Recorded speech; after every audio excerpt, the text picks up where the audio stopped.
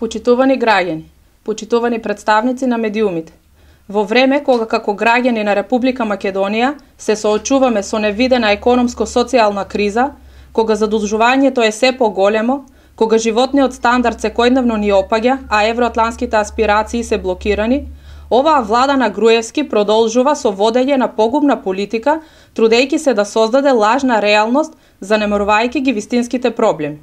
А вистинските проблеми се тука, кај земјоделците, кај оние кои со страф ја дочекаа новата сезона, заборавени од оваа влада, безпомошни, се повеќе загрижени и уплашени за својата екзистенција.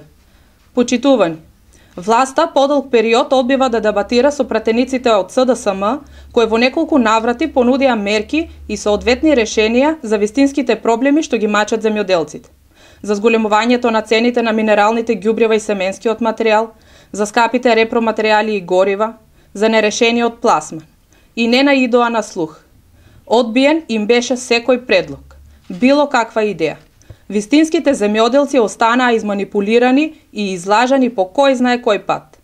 По последните случувања во Куклиш, по изразувањето на големото незадоволство на земјоделските производители од Струмичкиот регион, почитуваниот министер за земјоделство, шумарство и водостопанство вети цена на зелката која за жал траеше само неколку дена, да после се преполови, а откупот се одвива селективно под услови на секојдневни манипулации и закани. Денес, почитувани, цената на зелката е 8 денари.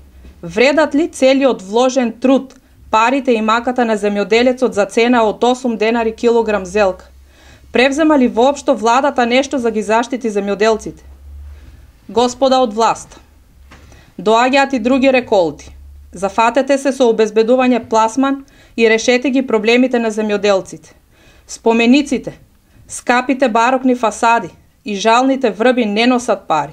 Доста беа и чекори напред, и назад, и надградби, и доградби. Овие граѓани не можат повеќе да го издржат мегаломанството на вашата божемна преродба.